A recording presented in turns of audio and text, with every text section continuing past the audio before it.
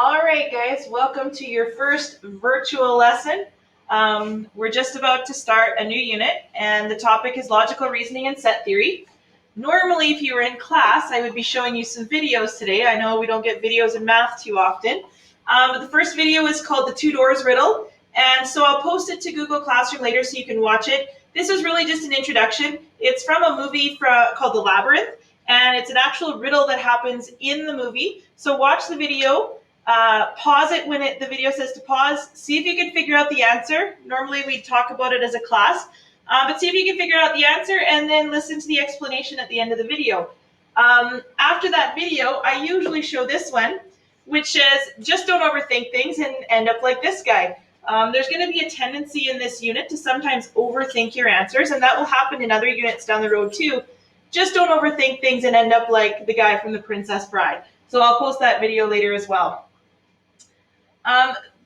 This unit is primarily based on set theory, and so today's lesson is mostly vocabulary, and we'll talk through some of the vocabulary pieces here shortly. The first thing you have to understand is that set theory is the mathematical study of the collections of objects. All right, so this is going to be a different type of math than you're used to working with.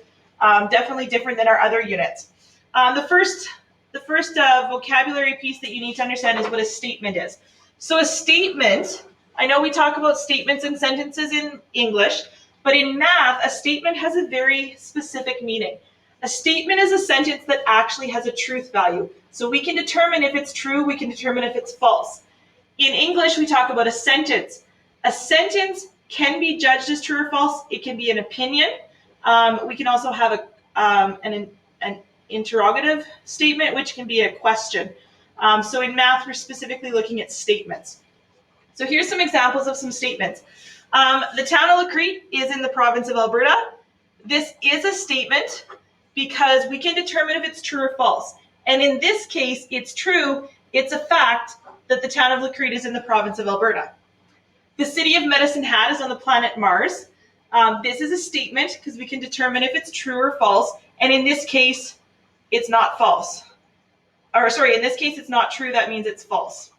Mr. McMillan is the best math teacher. This is not a statement. It's a matter of opinion. You might say that Mrs. Krause is the best math teacher. Or you might disagree with that as well. But that's an opinion, not a statement. And then the last one says, how long does it take to drive to Calgary? This is a question, not a statement. So if we look at some of the examples here, it says determine whether each of the following is a statement, and then for each statement, determine if it's true or false. So the first one says the number 6 is a prime number, okay? The number 6 is actually a composite number. We can still determine if this is true or false, so it's a statement. And because it's not true, we say it's false, because the number 6 is actually a composite number. All right. The next one says driving in a pickup truck is the best mode of transportation. Well, some people might agree with that. Some people might not. So we don't know if it's true or false. So this is not a statement. This is an opinion.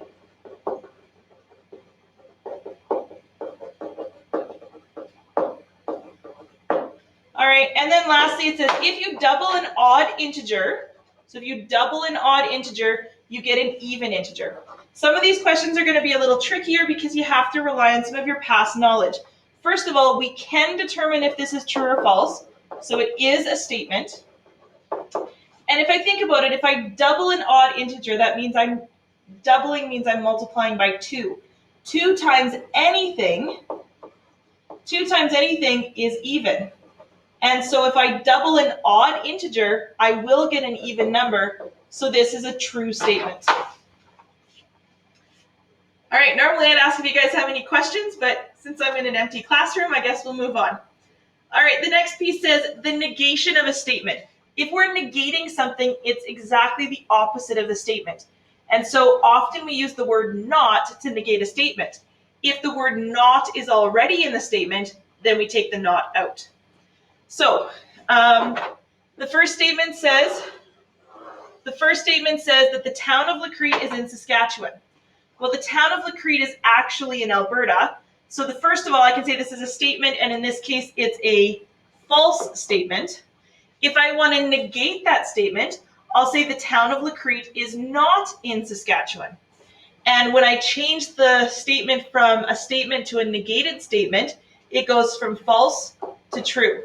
So when I negate a statement, I change its truth value. So if it was originally true, it's now false. If it was originally false, it's now true. And so it says a negation must always have the opposite truth value to the original statement. That's important because sometimes the way that we change our statement, we might not actually change the truth value, and then that means we haven't actually negated it. So let's take a look at example 2. It says a student made the following false statement: all triangles are equilateral. So the question then is, which of the statements below is the negation of the above statement? So I'll give you a second to think about it, and then I'll answer.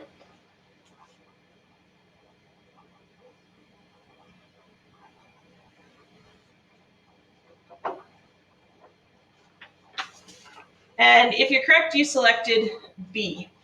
So we'll look at why that is. The first one says all triangles are not equilateral. Well, the part that we want to negate is the all. And so if we say all triangles are not equilateral, we haven't negated the entire all triangles piece.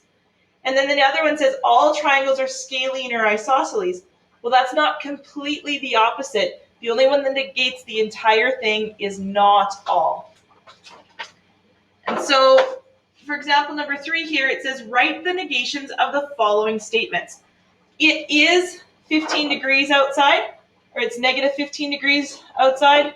If we were to do the negation of that, we would say it is not negative 15 degrees Celsius outside. And it is not Sunday today. The negation would be to take the not out, so it is Sunday today.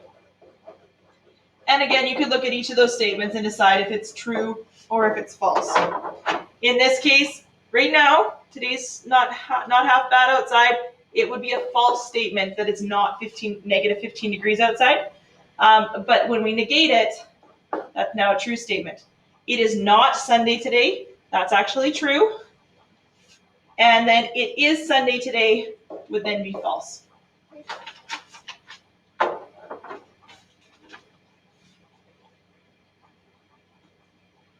All right, so the next piece that we're going to look at is what a compound statement is.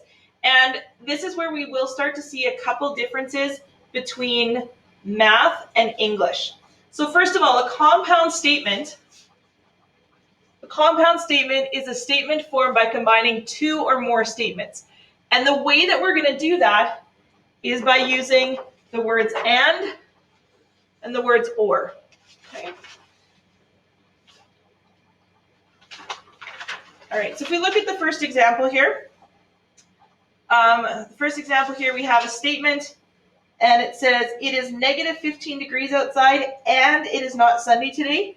And then another one, it is negative 15 degrees outside, or it is not Sunday today. Okay.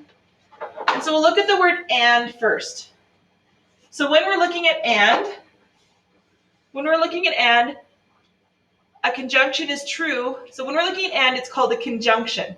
And a conjunction is only true if both of the statements are true. So if I want to look at some examples here, red is a color, that's true. Canada is a country, that's true. So if I say red is a color and Canada is a country, if both statements are true, then the entire thing is true. Okay? So it's true because both the original statements are true. If I look at the second option here, it says happy is a color, Canada is a country. Well, happy is not a color. Canada is a country. So since happy is not a color and Canada is a country, then the statement is false. Okay? Because in order to be true, both statements have to be true. If we look at the last one here, happy is a color, that's false. Canada is a province, that's false. Since both statements are false, the conjunction is also false. All right, let's take a look at disjunction. And this is again where that English math piece is going to come in. So disjunction means or. Okay? So conjunction means and, disjunction means or, okay? And a disjunction is when we're joining two statements using the word or. When we look at everyday English, we actually use or in two different ways. So we use it either in an inclusive way or an exclusive way. So one of the ways we use it in English, we've got this example here. In order for Kendall to have the necessary prerequisites to go to college next year, she needs a passing mark in Physics 30 or a passing mark in Chem 30. That means she can have a passing mark in physics or a passing mark in chemistry, but she doesn't need both. All right? And so that means she doesn't have to have them both, but she could. That's called an inclusive use of or. All right? The other way that we use or in English is another example here. It says, Bennett asked Ryler how he was getting to school on Friday. He replied, I will take the bus or drive myself. And so that would mean that Ryler's either taking the bus or he's driving, but he's not going to do both. All right? So just to go back to those two, the first example is inclusive. So that means she could have passed Physics 30, or she could have passed Chem 30, or she could have passed both. The second example, he's either taking the bus or driving, but he's not doing both. In math, we always use the inclusive use. So in math, when we say or, it means one or the other or both. All right? So we're going to look at some examples here. So the first one here, it says, consider the following statement. Taven rolled a pair of dice and the sum of the two numbers was an odd number or a prime number. If we're using the inclusive use of or, it means that the sum was an odd number or a prime number, or it was both an odd number and a prime number. So we're going to look at some examples. These are ones that you're going to see quite often when we're doing math. And the most important tip that I can give you is to write out the universal set first. Now, we haven't really talked about what a universal set is yet. That's going to come with the next lesson.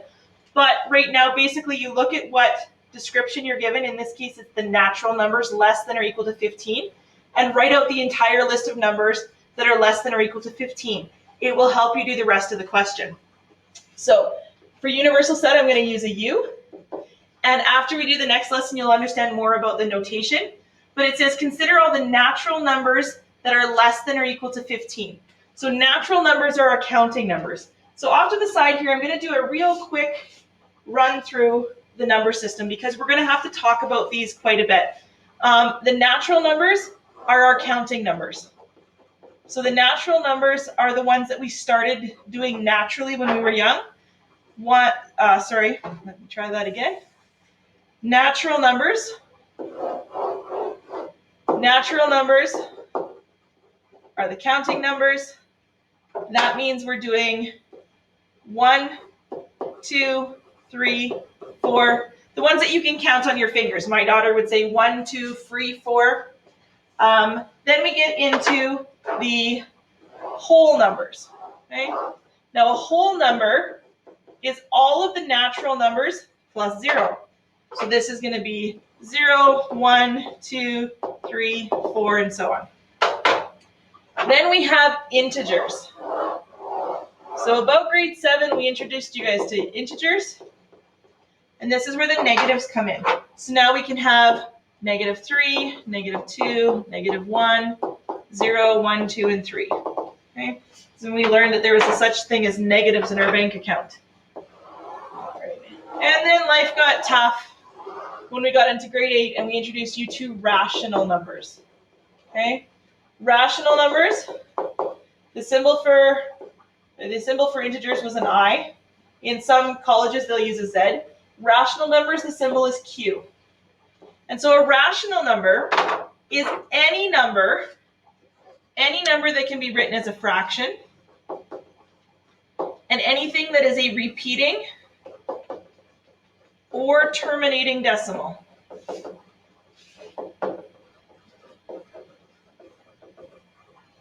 And so this could be 1/3, it could be 1/2, it could be 0.2, it could be 1.3333 repeating, it could be 0.125. So terminating decimal means that it stops. A repeating decimal means that it goes on and on forever, but it has a repeating pattern. Then we have another set of numbers that's off to the side. and these are called irrational numbers. And so irrational numbers, probably the most famous one, is the one that we just celebrated a couple weeks ago, pi. Anything about pieing the teachers? So pi, because it's 3.14159.265 and goes on forever. Other ones, root 2, root 3, and there's quite a few there that I could plug in. But the key part about this is that irrational numbers are non-terminating, non-repeating decimals. So they go on and on forever, but they have no pattern. And this entire number system is called the real number system. And the symbol for real is R. Just like when we do domain and range and we say X is the element of reals or Y is the element of reals. I'm sure you might remember this from grade 10, but remember that if something is a natural number, it's also a whole number, it's also an integer, but not all rational numbers are natural numbers. So if you've forgotten the number system, hopefully that's a quick refresher for you, and then that will help you when we're doing questions like this. So it says, consider the natural numbers x that are less than or equal to 15. So these are all of our counting numbers that are less than or equal to 15. So if I write those out, set notation, we're going to use a squiggly bracket, and we would write out all of our natural numbers, so all of our counting numbers, less than or equal to 15.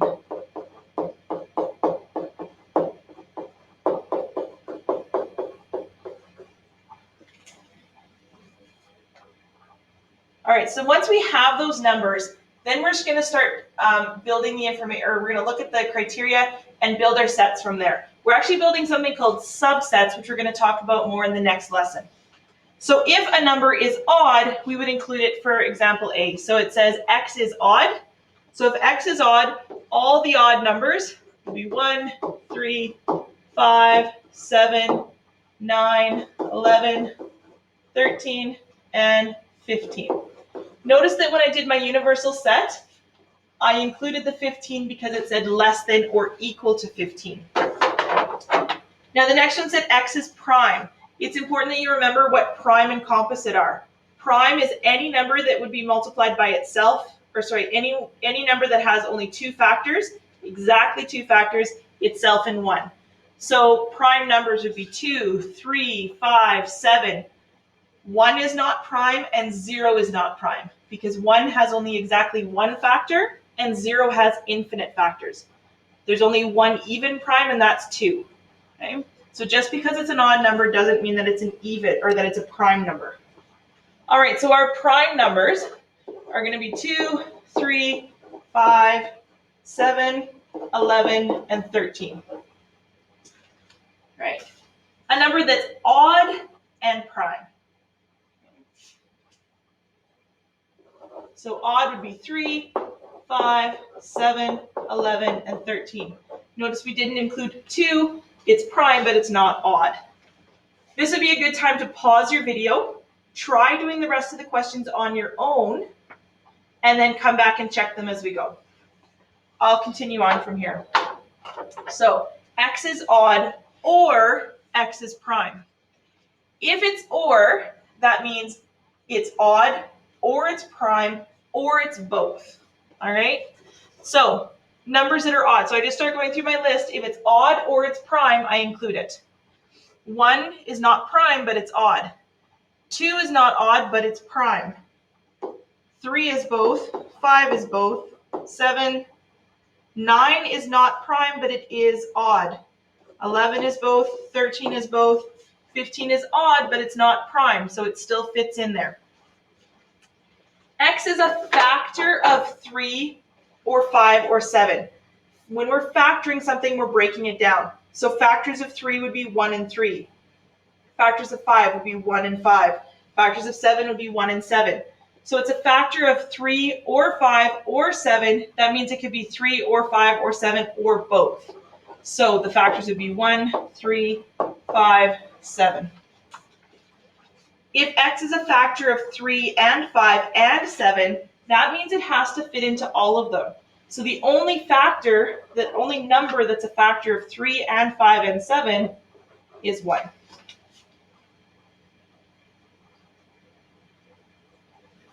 X is a multiple of 3 or 5 or 7. When we're looking at multiples, then we're getting bigger. So multiples of 3 that fit into that original list would be 3, 6, 9, 12, and so on, and 15. So it has to be a multiple of 3 or 5 or 7 or both. So that list would include 3, 5, 6, and so on.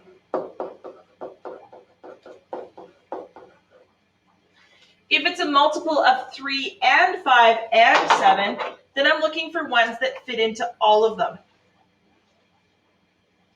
And in this case, there are no numbers that are multiples of all 3 of these that fits in that list. And so we do something that's called the empty set. We basically just draw 2 squigglies with nothing in between. And then the last one is a negation. X is not a prime. So we had up here for B, X is prime. So if it's not prime, it would be everything that would not be in the prime list. And so that would include 1, 4, 6, and so on.